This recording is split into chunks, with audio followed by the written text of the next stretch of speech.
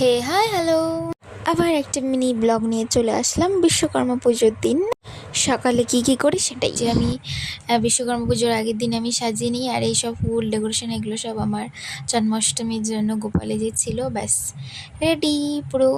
তো আগের দিন ঠাকুর আনা হয়েছিল, আর এটা হলো পরের দিন আমি ভোরবেলা সকালে স্নান ধান করে আমি ব্যাস সব ঠাকুরের যত সামগ্রী আছে সব ফল টল কেটে এখানে পঞ্চপ্রদীপ লাগানো হচ্ছিল।